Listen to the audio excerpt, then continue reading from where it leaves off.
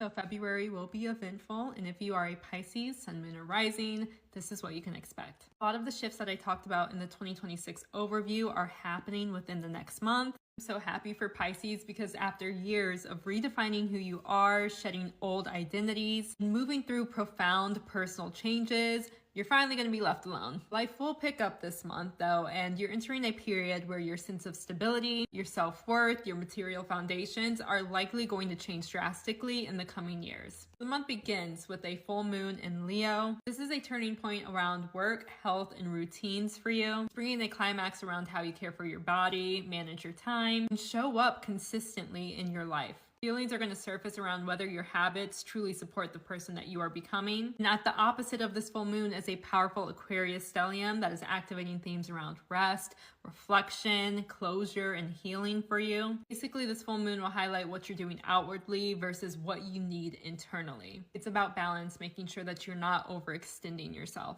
Mid-month is where momentum picks up because Saturn is leaving your sign and finally entering Aries on February 13th. This is beginning a new cycle of responsibility around finances, self-worth, and values. You're going to be asked to build something tangible, to take your values seriously and define what you're worth, what you're willing to work for, and how you support yourself materially and energetically. This is a period where confidence will be built through consistency and not just belief. Then on February 17th, we have our first eclipse of the year happening in Aquarius. This is bringing fated developments tied to rest, healing, and subconscious patterns. The eclipse can initiate deep internal shifts, setting clarity around what needs to be released or a powerful realization of what's been holding you back. At the same time, this coincides with Chinese New Year, which officially ushers us into the year of the fire horse. Expect life to pick up and make sure that you are tending to your internal world before charging forward. And then just 3 days after that, we have a powerful once-in-a-generation reset where Saturn and Neptune are going to meet at 0 degrees Aries. 0 degrees Aries is the beginning of the zodiac and makes this moment even more powerful. This is all about dissolving old structures and building new ones in their place. View this as redefining your relationship with security and self-worth. We're going to be called to build from a place of self-respect